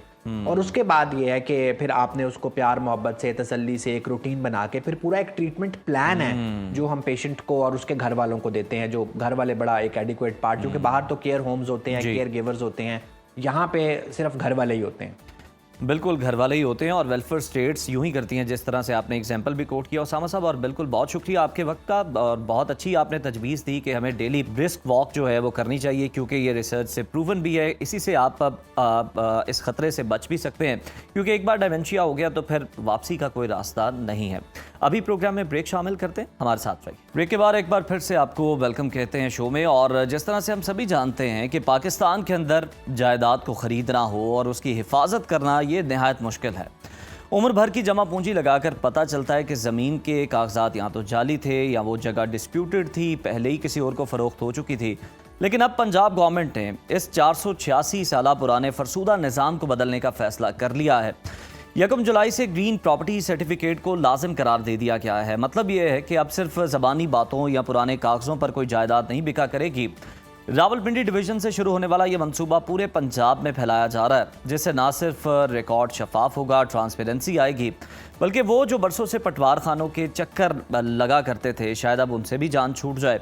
और ये एक बहुत बड़ा कदम है। अब अराजी रिकॉर्ड सेंटर से तस्दीक के बाद ADLR की मंजूरी से ये सर्टिफिकेट जारी होगा, जो इस बात की ज़मानत होगा कि जायदाद पर कोई कानूनी पेचीदगी या टैक्स वाजिबात बाकी नहीं है। ये शहरियों के लिए यकीनन एक बहुत बड़ी खुशखबरी है कि अब उनकी सरमायाकारी महफूज होगी। लेकिन आवाम के जहन में अब भी बहुत सारे सवालात हैं कि सर्टिफिकेट का हुसूल कैसे होगा, कितना वक्त लगेगा और क्या इसे वाकई कब्ज़ा माफिया का खात्मा हो पाएगा। तो जनाब, आपके तमाम सवालात के जवाब जानने के लिए आज हमने खुसूसी तौर पर इन्वाइट किया है chairman Punjab land authority Chaudhry Tariq Subhani साहब को। तारिक साहब, welcome to Suno Pakistan. So much for having me sir, सबसे पहले तो हमें ये बताएं कि ये जो ग्रीन सर्टिफिकेट है, ज़रूरत क्यों पेश आई इसकी, और 486 साल पुराना निज़ाम बदलना ये एक बड़ा नर्व्स का काम है, बड़ी मेहनत है इसमें। ये नया निज़ाम जायदाद के मामले में कितना इनकलाब लेकर आएगा? सर, मैं समझता हूँ ये तो वक्त साबित करेगा कि ये कितना बड़ा इनकलाब लेके आएगा। यकीनन लोगों की ज़िंदगी में आसानी पैदा करेगा, लोगों की ये लड़ाई झगड़े ख़त्म हो गए, शफाफियत होगी, फिंगर टिप्स पे आप लोग अपनी ज़मीनों की खरीदो फरोख्त कर सकेंगे। तो ये पटवारी कल्चर तो ऑलरेडी पहले ही हमारी विजन था कि इसको ख़त्म करना है, लेकिन लोगों को फिंगर टिप्स पे, सोशल मीडिया पे, आजकल सोशल मीडिया का दौर है तो हर बंदा यूज़ करता है, तो हम चाहते हैं कि ये चीज़ें ऑनलाइन डिजिटलाइज की जाएँ ताकि लोग जो है ना उसको आसानी से दस्तयाब हो सकें ये सारी सहूलियात उनको। ज़बरदस्त। अच्छा सर, 1 जुलाई से रावलपिंडी डिवीज़न की हद तक इसे लाजमी करार दिया गया है। बताइएगा कि पंजाब भर में किस हद तक डेटा का काम जो है वो मुकम्मल तौर पर डिजिटलाइज कर लिया गया है अब तक? सर, ये जैसे मैंने कहा कि ये ऑलमोस्ट हमारा 99% ऑलमोस्ट हो चुका हुआ है डिजिटलाइज। अभी थोड़ा बहुत डेटा 1% रह गया हुआ है, जैसे लाहौर है, पिंडी है, वहाँ पे हमें दिक्कत हो रही है, क्योंकि वो डाटा जो है ना वो यकीनन हमारे पटवारी साहिबान के पास है, रेवेन्यू रिकॉर्ड के पास है। तो वहाँ से लेके फिर उनको सिस्टम में डालना है, डिजिटलाइज उनको करना है, तो वो थोड़ी सी डिले है, लेकिन वो भी ऑलमोस्ट आने वाले 1-2 महीने में हम इंशाल्लाह ताला वो भी मुकम्मल कर लेंगे। तो लोगों को ये एक्सेस होगा कि अगर वो खुद भी अपना चेक करना चाहें तो वो अपने शनाख्ती कार्ड नंबर डालकर तो वो अपनी ज़मीन का रिकॉर्ड चेक कर सकते हैं। ये तो जो एक बरसों से जिनकी एक बादशाहत कायम थी पटवार खानों में, उनके हाथ काटने के मुतरादिफ है।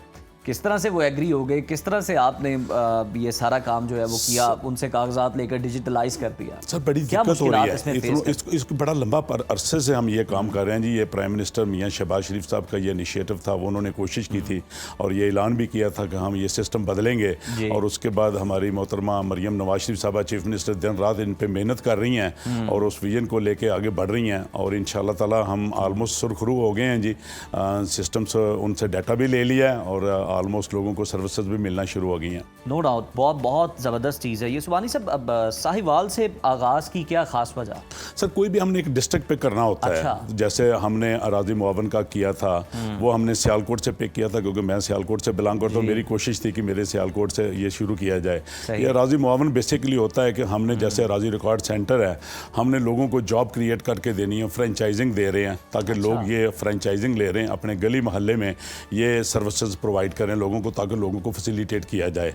जिन लोगों के पास मोबाइल का एक्सेस नहीं है, वो अराजी रिकॉर्ड सेंटर नहीं जा सकते, तो वो अपने गली मोहल्ले में जाके अपने अराजी मुआवन से ये सारी सहूलियत जो है ना वो अवेलेबल कर सकते हैं। ज़बरदस्त, यानी घर की दहलीज तक चीज़ें घर की जो है वो दहलीज तक पहुंचाई पहुंच जाती रही हैं। है। बहुत बिल्कुल ज़बरदस्त। ऐसे सुबानी साहब, एक आम शहरी को ये सर्टिफिकेट हासिल करने के लिए कितने मराहल हैं जिनसे गुजरना होगा, कितना वक्त लग सकता है, ये भी ज़रा थोड़ा सा गाइड कर। ये तकरीबन 9-10 मराहल से गुजरना पड़ता है जी। पहला मराहल तक आपको खुद अराजी रिकॉर्ड सेंटर पे जाना पड़ेगा जी। वहाँ पे जाके आपने अपनी रिक्वेस्ट देनी है कि मैंने अपना ग्रीन सर्टिफिकेट के लिए अप्लाई करना है। उसका तरीक़ेकार पहले टोकन अजरा इशू करते हैं, फिर उसके अलावा फिर वो जो हमारा सर्विस सेंटर ऑफिशियल होता है वो आपका आईडी कार्ड चेक करेगा, आपका टेलीफोन नंबर आपके नाम के रजिस्टर्ड होगा, तो वो प्रोसेस शुरू हो जाएगा जी। जब वो प्रोसेस शुरू हो जाएगा उसके बाद वो सारा कुछ वेरीफाई करने के बाद वो सर्वेयर के पास हमें भेज देगा, जो फील्ड में जाके चेक करेगा कि ये वाकया ही हमारा जो जगह है वो उस जगह मौके पे मौजूद है कि और ये काबज़ है कि नहीं है।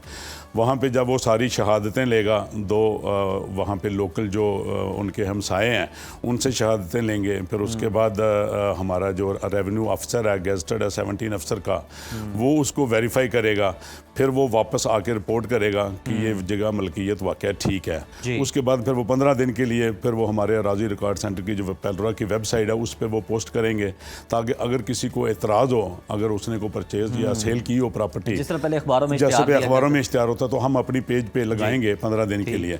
अगर उसमें कोई शिकायत या वसूल होती है तो उस पर वो ऑब्जेक्शन लग जाएगा, वरना वो प्रोसेस आगे फॉरवर्ड हो जाएगा।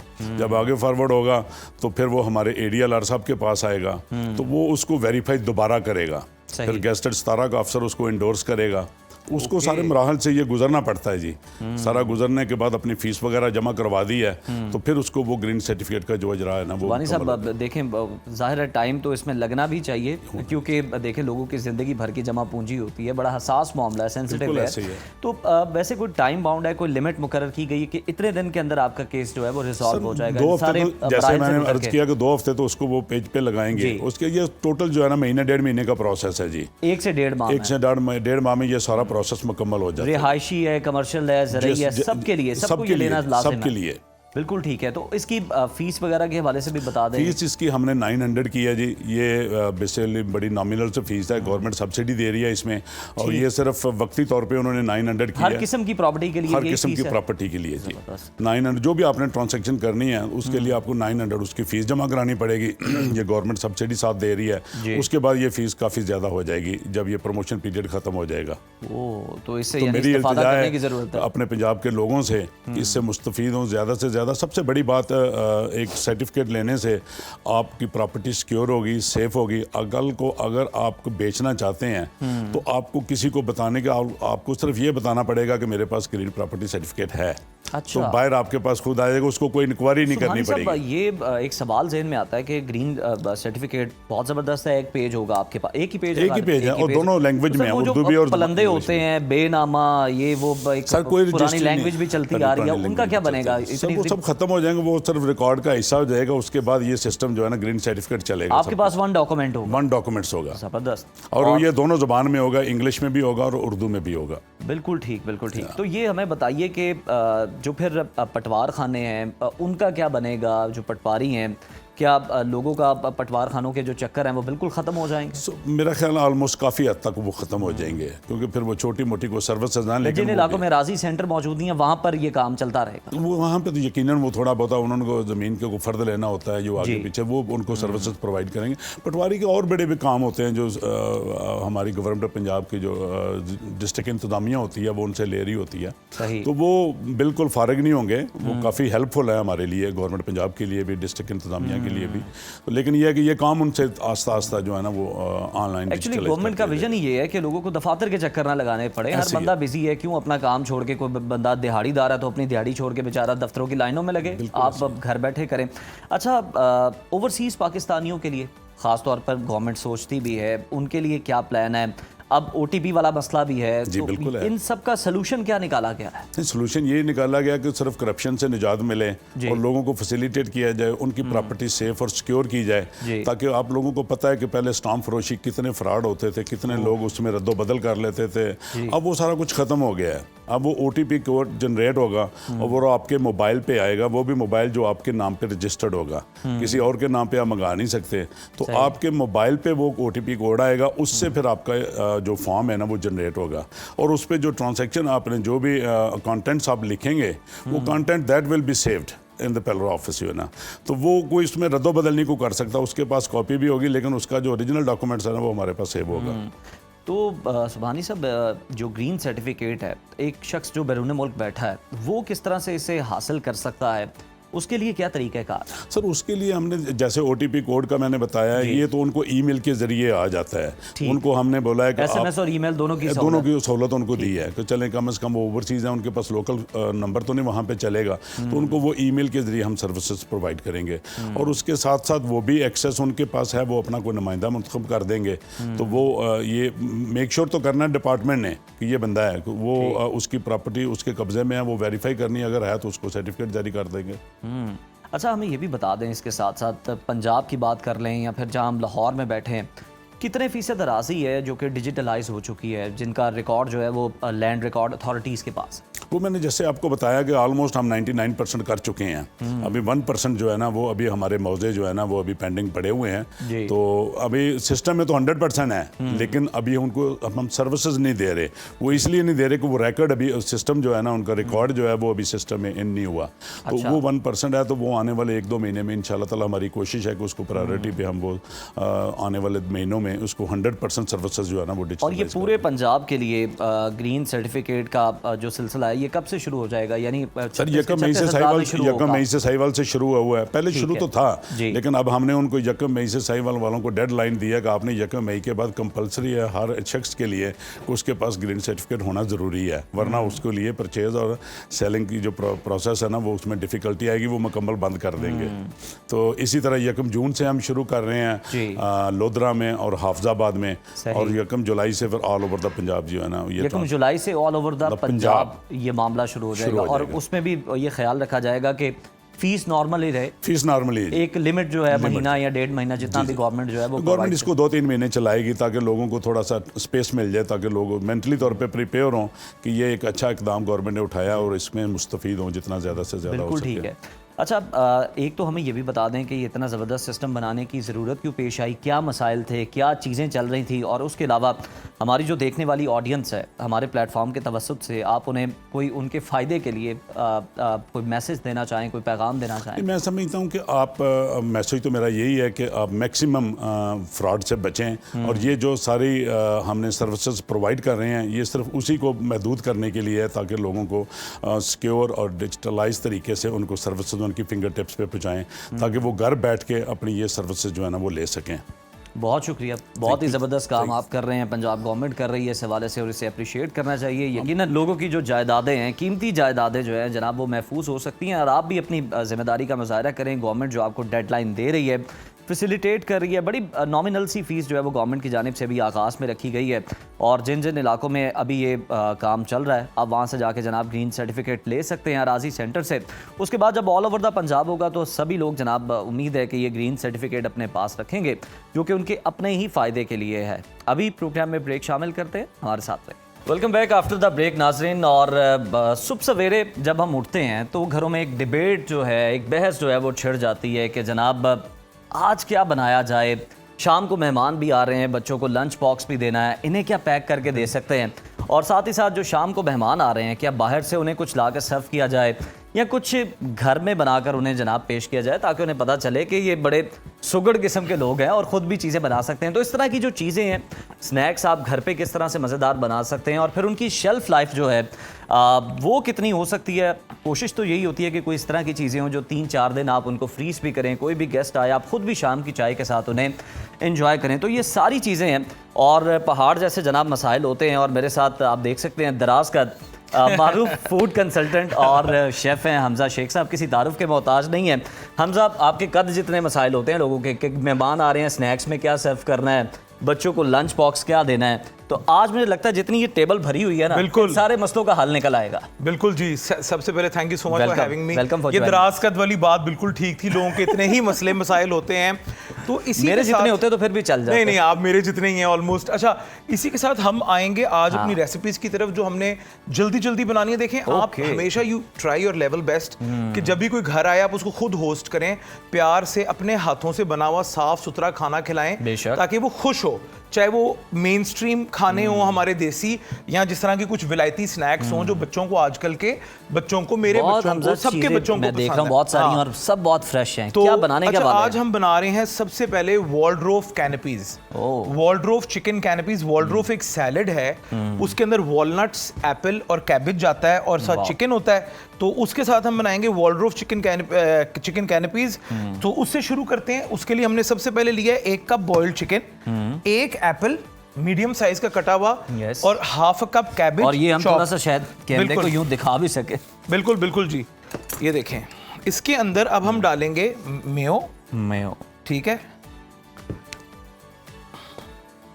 आप अगर और ये आप अपने टेस्ट के मुताबिक आप बिल्कुल ऐड अगर कर आप सकते हैं वेट इसको। वॉच कर रहे हैं तो आप लाइट मेयो ले लें, कम लेनी ठीक है? चाहिए आपको। हाँ ठीक है, आप मेयो को लाइट कर सकते हैं, योगर्ट मिक्स करके, ग्रीक योगर्ट, सही है। और ये भी एक ऑप्शन आपके बिल्कुल पास अच्छी आ exactly। जाती है, जबरदस्त। और इसके अंदर एक और बहुत इंपॉर्टेंट इंग्रेडिएंट जाएगा, वो है वॉलनट्स। ठीक है, चॉप्ड वॉलनट्स। बड़ी और हेल्दी सैलेड बनने वाली है। एग्जैक्टली ये अगर आप वैसे भी, अगर आप इसको एज अ सैलेड भी इंजॉय कर सकते हैं इसको। ठीक है, ये देखें, एप्पल, वॉलनट्स, अच्छी तरह इसको मिक्स करना है। एग्जैक्टली। और एक और बहुत इंपॉर्टेंट इंग्रेडिएंट वो है रेजन्स। यस। आपको पता है रेजन्स कितने मिनरल्स में, they are so rich in minerals and vitamin C. तो और ये आपको इसको कुछ आर्टिफिशियल इसमें मीठा ऐड करने की जरूरत नहीं पड़ेगी अगर आप ये ऐड कर रहे हैं। बिल्कुल। और ये देखें, साथ pinch Pink of salt। Pink salt. Pink salt मैं कहता हूँ एक बेहतरीन हमारे यहाँ नेमत है जो is full of minerals and antioxidants. तो ये देखें, हमारा मिक्सचर रेडी हो गया है। ये देखें, आपने चीज़ों को देखें, अगर आप चीज़ों को मुश्किल बनाना चाहेंगे ना तो आप उनको भड़ मुश्किल बना सकते हैं। सही। ठीक है, तो आपने अपने लिए चीज़ें खुद आसान करें उसको। एक बड़ी अच्छी सी हमजा हेल्दी सी इसको देख के ना फील आ रही है और खाने में भी ऑब्वियसली बहुत ही टेस्टी है। बिल्कुल। अच्छा जी, अब हमने कैनपीज का मतलब होता है ओपन फेस स्नैकिंग सैंडविचेस। ठीक है, ये इसका फ्रेंच टर्म है। आप इसको, इसी फिलिंग को आप किसी भी फॉर्म के बान या ब्रेड के अंदर फिल कर सकते हैं, टॉर्टिया में फिल कर सकते हैं, पर हम आपको आज ओके, ये मिक्सर जाएगा यहाँ पे। एग्जैक्टली।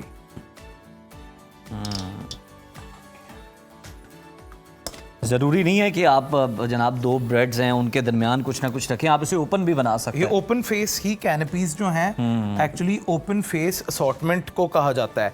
ये देखें, इसके बाद वाली चीज़ें भी उज़ैर हमारी बहुत ज़बरदस्त हैं, बहुत मज़े की हैं। और मेरा ख्याल अगली इसके बाद हम अगली रेसिपी की जाने बढ़ते हैं हमजा, क्योंकि वक्त कम है और हम चाहते हैं कि ज़्यादा से ज़्यादा हम लोगों का भला कर दें, सिखा सके। ये देखें, I just take like 20 seconds, ये हमारी कंप्लीट कर लेते हैं।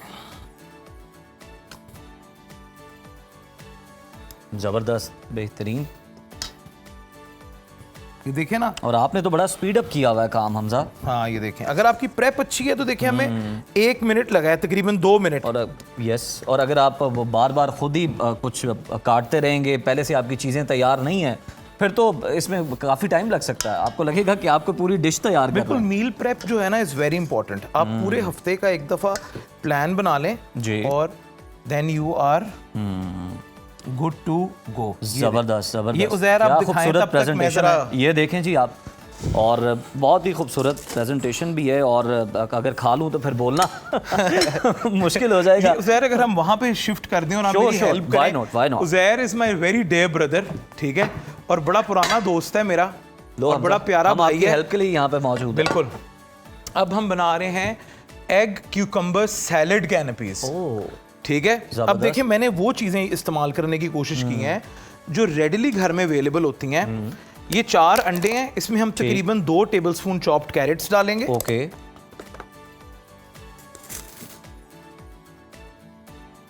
2 टेबलस्पून तकरीबन क्यूकम्बर आ गया चॉप्ड। एलिपिनोस भी हम इसमें ऐड कर रहे हैं? जी जी बिल्कुल एलिपिनोस। कि मैंने आपको याद करा। ये दे। जबरदस्त। और फिर इसको मिक्स करेंगे हम। बिल्कुल, और इसके अंदर हम मायो डाल के इसको मिक्स करेंगे और ये हमारी ये वाली फिलिंग। और आपने क्वांटिटी इसकी बढ़ानी है या कम रखनी है वो आप इसके अकॉर्डिंग आप देख सकते हैं, जितनी हम आपके बता रहे हैं to your कि हमने तो इसमें disposal। 4x यूज किया हाँ है जी, अंदर। आप जितने आपके पास लोग आ रहे हैं और इसको भी हम अच्छी तरह मिक्स कर लेंगे। अच्छा, इसमें भी वो ग्रीक योगर्ट वाली ऑप्शन है कि हाँ, अगर आप मतलब मायो कम यूज करना चाहते हैं। ये अंडा है, अंडे के साथ योगर्ट इतना अच्छा नहीं लगता। अच्छा। पर ये देखें ना, इसमें कम मायो क्योंकि योग्स होती हैं तो मायो ऑटोमेटिकली Yes, कम। yes, अब एक बॉइल्ड एग्स के साथ बनती है हाई प्रोटीन मेयो, अब वो भी इस्तेमाल कर सकते हैं। जबरदस्त, वो भी हम आपसे किसी दिन सीखेंगे, बिल्कुल इंशाल्लाह इंशाल्लाह। क्योंकि हमारी तो कोशिश ही यही होती है कि नेचर की तरफ लोगों को वापस लेकर जाएं Exactly। और आर्टिफिशियल चीज़ों से जितनी जान छुड़वा सके ये उतना देखें थोड़ा सा नमक Yes। और हमारी ये देखें कितनी खूबसूरत एग सैलेड तैयार है। ठीक है, अब आप इसको रख के 2 से 3 दिन तक रख सकते हैं और 2 से 3 दिन इसकी शेल्फ लाइफ है। एग्जैक्टली बेहतरीन। यानी आपने एक बार मेहनत कर ली है, हाँ जी, तो फिर आप 2-3 दिन में उसका फल खा सकते हैं। एग्जैक्टली जी। और जो आ रहा है मेहमान उसको भी होस्ट कर सकते हैं। मैं आज बातों में कम और काम में ज्यादा लगा हूं। मैं वही आज देख रहा हूं कि हमजा तो बड़ा टॉकटिव है, लेकिन हाँ, आज काम में लगा, मगन है पूरा। आज मुझे है कि हम जल्दी जल्दी जो है ना, वो सिचुएशन ऐसी लग रही है मुझे हमजा कि जिस तरह से कोई हमारा गेस्ट जो है या हमारा जो कस्टमर है रेस्टोरेंट के अंदर हम और हम किचन के अंदर मौजूद हैं और वो आने मैं वाला शेफ के साथ गप्पे लगा के उसे उलझाने की कोशिश कर रहा हूँ, लेकिन शेफ कहता नहीं भाई, मैंने वो जो मेरा कस्टमर बैठा ना, मैं उसका ख्याल करना है। एग्जैक्टली ये देखें, ये हमारी एग सैलेड। अच्छा, इस मिक्सचर में आप अगर चाहें, if you like the taste, आप थोड़ा सा मस्टर्ड भी ऐड कर सकते हैं। ओके, ठीक है, तो उससे और जरा कोई भी आप अपनी पसंद की सॉस इसमें एग्जैक्टली यूज कर सकते हैं। You can be creative. मतलब मुझे तो मस्टर्ड को बहुत ज्यादा पसंद नहीं है, लेकिन जिनको है वो उसमें। अच्छा, बॉइल्ड एग के साथ ना उसका कॉम्बिनेशन अच्छा रहता है। अच्छा, इसलिए मैंने कहा है कि चलें, अब देखें, आपकी रिकमेंडेशन में हमजा ट्राई की जा सकती है। ये देखें ना उज़ैर यार, आप देखें उज़ैर यार, हमारी वो दोस्ती वाला जो एलिमेंट है ना, वो ऑन एयर नहीं आना चाहिए। ये देखें, अगर आप, और ये एक और जनाब हमारी ट्रे जो है ज़बरदस्त सी तैयार हो गई है। एक यहाँ मौजूद है जो आप देख सकते हैं, ये ले हमसा। और वो आपने जबरदस्त। उज़ैर मुझे वो डिश भी देनी है। आज दोनों भाई मिलके जो है ना मेहनत कर रहे हैं। हाँ, दोनों भाई मिलके कर आज रहे हैं। हमने ये जितनी हमारी टीम है इन सबको होस्ट करना है हमने। खैर से इंशाल्लाह। अच्छा ले जी, अब क्या बनने जा रहा है? मैं तो बड़ा एक्साइटेड हूँ ये जानने अब के लिए। हम बनाने लगे हैं sliders, mini sliders. Oh, mini burgers. जी। अच्छा, these can be served cold और hot depending on the not the weather, the event. ठीक है ना? ओके, हाँ। मतलब किस तरह का इवेंट हो तो कोल्ड हो। एग्जैक्टली कि देखिए, बर्थडेज वगैरह हैं तो आप बना के पहले से रख सकते हैं। ठीक। वैसे नहीं तो आपको आप इनको गरम टोस्ट करके भी सर्व शाम की कर चाय सकते के साथ कर रहे हैं तो आप फिर बिल्कुल गरम भी कर सकते हैं हॉट प्लेट पे। और ये अब बनने वाले हैं जी हमारे मिनी बर्गर्स, बहुत ही ज़बरदस्त। और हमजा बताएंगे जी इसमें फिलिंग किस चीज़ की है, बिल्कुल, कौन बिल्कुल कौन जी। सी चीज़ें हम इसमें ऐड करने वाले ये हैं। हमारे बारबेक्यू चिकन स्लाइडर्स हैं। ठीक है जी, और इनको हम अभी, this is our special burger sauce जो हमने सिराचा, मायो और केचप से बनाई है। आपके पास जो भी सॉसेज ऑन हैंड हैं आप यूज करें। क्विकली इसकी क्वांटिटी भी हमजा साथ साथ बताते जाएं। a cup of mayo and a few tablespoons of ketchup and a tablespoon of sriracha। sriracha ज़रा स्पाइसी होती है तो आपने अपने हिसाब से उसको देख लेना है। उधर आप करें, प्लीज कंटिन्यू। आप कहते हैं तो मैं आपको हेल्प कर सकता हूँ इसमें। हाँ। ओके ओके, सिर्फ आपने बस एक- मुझे ये क्वांटिटी थोड़ा- बतानी है कि मैं बहुत ज़्यादा ना उसमें नहीं ऐड बस कर थोड़ा थोड़ा ये देखें उज़ैर, कर सकते हैं मिलजुल के हम कर सकते हैं। मिलजुल के। देखें ना, वक्त कम है, मुकाबला सख्त है। और आप देखें जनाब, आज जो आपका मेज़बान है वो सही मेज़बानी का हक अदा कर रहा है आज यहाँ पे। हमजा मुझे बताएं, अगर मैं कुछ नहीं बिल्कुल सही लगा 19-20 कर रहा हूँ तो उज़ैर, आप आपको मुझे सब कुछ correct आता है कर सकते हैं। भाईजान, यू आर ऑन इट। यानी आप कह रहे हैं कि सब कुछ आता है, मैं करना नहीं चाहता, काम चोरी करता। नहीं, खैर से बहुत अच्छा काम, जो अपना काम करते हैं आप बहुत अच्छा करते हैं। ये Thank देखें, you, इसमें thank हमने you, sir. सैलड लीव्स कर दिए। और अब आप कोई भी कबाब, चिकन पैटी, कुछ भी अब इसमें क्यूकम्बर वगैरह भी हम जो स्लाइसेस हैं हमजा नहीं वो भी ऐड कर सकते हैं? क्यूकम्बर नहीं जाएगा इसके Okay. ऊपर। पहले हमारी चिकन पैटी हम लगा रहे हैं, homemade. आप कुछ भी, आप इवन चिकन नगेट भी रख सकते हैं इसमें। Okay okay. उज़ैर हमारे पास कितना टाइम है? हमारे पास तकरीबन अगर देख 2-3 मिनट हमारे पास हमजा अच्छा बाकी है। बस ठीक है। अच्छा, मैं अपने हाथों का इस्तेमाल, मेरे हाथ साफ हैं इसलिए कर रहा हूँ ताकि मैं ग्रिल्ड अनियंस इस पे, इसका तो एक फ्लेवर ही अरोमा ही और हाँ, बिल्कुल। ग्रिल्ड ऑनियंस का। आपने इनको एक पैन पे रख देना है, आपने हिलाना जुलाना नहीं है। जब इनकी महक आना शुरू हो जाएगी, कैरेमलाइज हो जाएंगे, तो Okay. आपने उज़ैर, जबरदस्त। आपको बर्गर्स वगैरह ये चीजें कैसी लगती हैं? मुझे बहुत ज़्यादा पसंद है, अच्छा, और स्पेशली बीफ बर्गर्स। हाँ, बीफ बर्गर्स की तो क्या ही बात है। ये देखें, बारबेक्यू सॉस किसी भी बारबेक्यू ब्रांड सॉस इसमें हम इसमें ऐड कर रहे हैं। ब्रांड हम छुपा रहे हैं और हाँ, वैसे कोई आपको भी। बता रहे हैं कि आप जो मर्जी चाहें कोई भी आप exactly। इस्तेमाल कर सकते हैं। हाँ, आज मेरे जल्दी जल्दी पसीने छूट गए। जबरदस्त जबरदस्त करते- हमजा, करते जी। आपने कम वक्त में बहुत सारा जो है वो काम किया और इतनी ज़बरदस्त स्नैक्स आपने तैयार किए हैं। ये 2 ट्रेज ऑलरेडी बन चुकी हैं, तीसरी जनाब ये भी कंप्लीट हो गई है ये हमारे पास। देखें जी, हमारे बारबेक्यू जबरदस्त। चिकन स्लाइडर्स भी रेडी हैं। सर, ओवर टू यू, बताएं।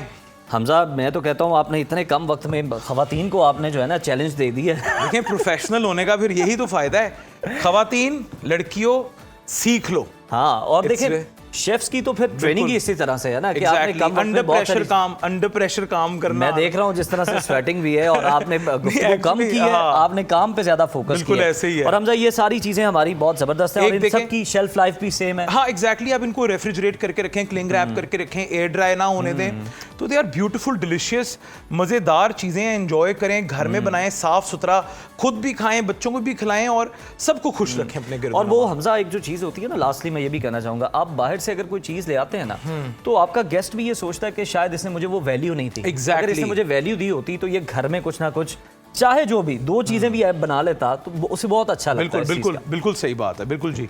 Thank you so much Hamza. Thank you so much, और आपने आपने बहुत-बहुत इतने शुक्रिया। कम वक्त में Thank you. इतनी मजेदार, और यकीनन मैं इसको टेस्ट भी करूंगा हर चीज को इसके Definitely, बाद। आप definitely. चीज बनाएं और हम उसको टेस्ट ना करें, ऐसा कैसे हो सकता है? देखें, जो शेफ्स अगर हमें मुयस्सर आ जाएं इतने ज़बरदस्त, तो फिर उनकी जो रेसिपीज़ हैं हम पे ये लाजिम हो जाता है कि जनाब हम उनको ट्राई भी करें और फिर टेस्ट करके आप अपना फीडबैक भी जनाब हमारे सोशल मीडिया पेजेस पर हमें ज़रूर दे सकते हैं।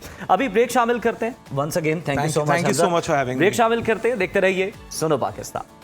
Welcome back viewers. और कभी कभी तो जनाब कुछ लोग इतने मुख्तसर वक्त के लिए आते हैं लेकिन सदियां उनके नाम लिखती जाती हैं। एक ऐसा चेहरा जिसको देखते ही लबों पर मुस्कुराहट आ जाए और दिल का बोझ हल्का हो जाए, आप अपनी सारी परेशानियां भूल जाएं। मैं शहनशाह ज़राफ़त मुनव्वर ज़रीफ़ साहब की बात कर रहा हूँ और आज उनकी 50वीं बरसी है। आप तसव्वुर करें कि 29 अप्रैल 1976 को जब वो हमें छोड़कर गए तो वो अपने रूज पर थे, उनका करियर पीक पर था। लाहौर के कला गुजर सिंह की गलियों से निकलकर फिल्मी दुनिया के उफक पर चमकने वाला ये सितारा सिर्फ महज 36 साल जिया, लेकिन इन 36 सालों में वो काम किया जो शायद कोई 100 साल में भी ना कर पाए। उनकी अदाकारी में वो अपनायत थी कि लगता था ये तो हमारे जैसे घर का कोई फर्द ही हो गए हैं और हमें हंसाने के लिए आए हैं।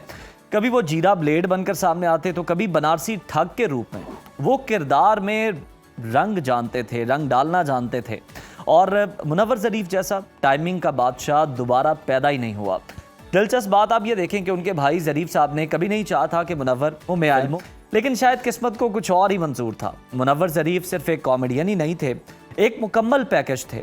रक्स भी कमाल करते थे, ख़वातीन का गेटअप ऐसा करते थे कि पहचानना मुश्किल हो जाता था। और नाज़रीन, अगर आगे हम देखें तो इस वक्त क्रिकेट जो है उसका बुखार जो है वो पूरा 104 नज़र आता है। PSL के मैचेस लोग एंजॉय कर रहे हैं और रात को तो जनाब पेशावर ज़ल्मी ने जो इस्लामाबाद को धोया है, ख़ास तौर पर बाबर आजम की वो सेंचुरी, मानना पड़ेगा कि चाहे PSL की सतह पर ही सही लेकिन किंग की वापसी हुई है लगता ही है और पेशावर 5वीं बार फाइनल में पहुंच गया है। पेशावर ज़ल्मी के 222 रन के हदफ के ताक़ुब में इस्लामाबाद यूनाइटेड की टीम 151 रन पर ढेर हुई। बाबर ने तो खामोशी से अपने बल्ले से सबको जवाब दिया, लेकिन उन फ्रेंचाइज मालिकान पर बड़ा लोगों को तरस आ रहा है सोशल मीडिया पर, जिन्होंने नीलामियों में अपनी तिजोरियों के मुंह खोले। मतलब साइम अयूब को आप देखें, 12.5 करोड़ में उन्हें खरीदा गया और उनके जो रन्स हैं अभी तक के वो सिर्फ 151 है। यानी सोशल मीडिया पर लोग कैलकुलेशंस कर रहे हैं, वो कह रहे हैं कि जनाब इनका जो एक रन है ये 8 लाख रुपए से जायद का पड़ा है। ये वो बात हो गई है कि जनाब नाम बड़ा दर्शन छोटे। और सिर्फ साइम अयूब ही नहीं है जनाब, हमारे T20 के कैप्टन सलमान अली आगा को आप देखें, 6 करोड़ के करीब कीमत और रन सिर्फ 112। दूसरी तरफ साहिबजादा फरहान, फ़खर जमान जैसे खिलाड़ी हैं जिन्होंने ये साबित किया कि परफॉर्मेंस जो है ये पैसों की मरहूने मिन्नत नहीं हुआ करती। शायकीन तो अब ये सवाल भी उठा रहे हैं कि क्या हम सिर्फ नामों के पीछे भाग रहे हैं या टैलेंट के। इसी पर बात कर लेते हैं। हमें ज्वाइन किया है इस सारी सिचुएशन को समझने के स्पोर्ट्स एनालिस्ट सैयद मोहम्मद उवैस साहब ने। Uwais, welcome to Suno Pakistan. हमें ये बताइएगा कि पेशावर ज़ल्मी 5वीं बार फाइनल में पहुंची है, बाबर की फॉर्म भी कमाल नजर आती है। क्या आपको लगता है कि इस बार ज़ल्मी को रोकना नामुमकिन होगा किसी भी टीम के लिए? हाँ, देखें, जिस तरीके से बाबर की अगर बात करें तो ये 7वीं इनकी सेंचुरी है इस कराची विकेट के ऊपर। तो वो कल भी कहते हैं कि कराची के जो स्टेडियम है उनके अंदर जो परफॉर्मेंसेज हैं उसको बहुत ज़्यादा पसंद भी करते हैं। और सबसे बड़ा एक ब्रेक थ्रू ये था कि क्राउड को जिस तरीके से कल स्टेडियम में अलाउ किया गया, आपको पता है बड़े टाइम के बाद आपको जो क्राउड की एनर्जी है फिर वो प्लेयर को भी ज़्यादा आपको पता है उसका प्रोडक्ट मिलता है। लेकिन जब बाबर की बात करें तो स्पेशली मैं कहता हूँ उन कोच को, खास करके जो हमारे कोच माइक हैसन है, सिलेक्शन कमेटी है, उनको एक पैगाम तो पहुंच चुका हुआ है कि जितना मर्जी आप फ्लक्चुएट करने की कोशिश करें या दबाने की मिडल ऑर्डर के अंदर कोशिश करें, जो आपने पर्पसली एक जो फोर्सफुली आपने एक मिडल ऑर्डर बनाया हुआ था वर्ल्ड कप के अंदर, तो बाबर आजम जब अपनी पोजीशन पे खेलेंगे वो परफॉर्म करेंगे। मसला सिर्फ ये था कि पेशावर ज़ल्मी की आप बात करें, बिग बैश की बात करें, बाबर आजम के इर्द गिर्द ऐसे प्लेयर्स पिछले सीजन में भी मौजूद थे जो कि अपने हाई स्ट्राइक रेट के साथ खेलते थे, बाबर अपनी नेचुरल गेम खेलते थे। बिग बैश के अंदर भी आप देखें तो बाबर ने 250 जरूर किए, लेकिन उनके इर्द गिर्द ऐसे प्लेयर्स मौजूद थे जो कि टीम का मोमेंटम को दूसरे एंड पे लेके जाने की सलाहियत रखते थे। पाकिस्तान टीम में आपको पता सारा मसला ये है कि हम लोग घूमते ही इर्द गिर्द बाबर आजम के हैं। अपना जो दूसरा प्लेयर उसने अपनी इंडिविजुअल कैपेसिटी के ऊपर जाके खेलना नहीं। कल अजहर भाई ने भी, आपको याद हो, प्रेस कॉन्फ्रेंस में अजहर महमूद ने भी ये बात की कि बाबर आजम और साहिबजादा फरहान के अगर स्ट्राइक रेट की बात करें तो एज सच को इतना डिफरेंस नहीं है। आपने बाबर आजम के साथ दूसरे प्लेयर्स को बेसिकली अडॉप्ट करवाना था, जो मॉडर्न डे जो आप स्ट्राइक रेट की बात करते हैं कि उसको अडॉप्ट करें कि बाबर आजम के इर्द गिर्द ना घूमे, अपनी वो मैच सिलेक्शन खेलें। लेकिन जिस पूरे मैच की बात करें सबसे अच्छा जो मुझे लगा कि हारिस को वापस फॉर्म में देखते हुए 2 मैचेस में आपको पता उनको ड्रॉप किया गया था, जेम्स विंस को लेके आए थे, लेकिन कल भी जो पिछला मैच भी था 255 वाला, उसके अंदर आपको याद हो हारिस ने एक बड़ा जबरदस्त स्टार्ट दिया था ओवर के अंदर। कल भी जो उसने स्टार्ट दिया 35 रन का, तो वो बड़ा एक अच्छा प्लेटफॉर्म इनको मिल गया। कोसाल मेंडिस आपको पता है वो बैक टू बैक परफॉर्म कर रहे हैं। लेकिन इस्लामाबाद का सबसे जो मुझे अभी भी इशू लगता है वो ये है कि वन डायमेंशनल टीम है। आप इनकी बैटिंग को उठा के देख लें, डेविन कॉनवे सबको पता है अच्छे बैट्समैन है, लेकिन कंसिस्टेंटली बड़े रन नहीं कर पा रहे। समीर मिन्हास अभी यंग है, उनके ऊपर ऐसा आप क्रिटिसाइज कर नहीं सकते। कल मोहसिन रियाज और समीर ने बड़ी कोशिश की कि टीम को वापस अपना प्लेटफॉर्म पे लेके आए, लेकिन मिडिल ऑर्डर शादाब की बात करें, मार्क चैपमैन की बात करें, हैदर अली को बहुत अरसा हो गया पाकिस्तान क्रिकेट के अंदर, लेकिन हैदर अली भी ऐसे को परफॉर्मेंस दिखाने सके। तो मैं इसलिए कहता हूँ कि वन डायमेंशनल टीम जरूर है। बॉलिंग में भी आप देखें तो इनकी बहुत ज्यादा रिलायंस होती है कि इमाद आके इनिशियली आपको अच्छा एक स्टार्ट देंगे। कल वो विकेटलेस गए थे, ग्लेसन ने कल बॉलिंग तो अच्छी करवाई है, लेकिन उनको 45 रन भी पड़े। आपको पता है कि अपना आखिरी ओवर उनका बड़ा एक्सपेंसिव गया था। शदाब खान खुद कल के एक्सपेंसिव गए हैं, विकेट तो लिए, लेकिन तो चीजें इस्लामाबाद के लिए कल काम नहीं की। ये बड़ी जीत है। पेशावर ज़ल्मी की स्टेटमेंट उन्होंने जरूर दिए कि जो भी खेलने आएगा तो वो बड़ा मुताता के खेलेगा। बिल्कुल बिल्कुल, कल दिन ही जो है वो पेशावर ज़ल्मी का था और लाहौर कलंदर्स तो जनाब इस बार प्ले ऑफ में ही बाहर हो गई है। Thank you so much Uwais, आपने ओवरऑल एक बहुत ज़बरदस्त जो है तज्जिया दिया है PSL के जितने भी मैचेस हो रहे हैं। और अब देखते हैं कि जनाब कौन जो है वो PSL 11 की ट्रॉफ़ी को उठाएगा, अपने नाम करेगा। सारे इसके लिए बहुत सारी कोशिशें भी जो हैं वो जारी रखे हुए हैं। और अभी जनाब वक्त ख़त्म हो गया प्रोग्राम का, आपसे इजाज़त लेते हैं। कल दोबारा आपकी खिदमत में हाजिर होंगे कुछ नए मौज़ूआत के साथ, नए मेहमानों के साथ। टिल देन, अल्लाह हाफ़िज़।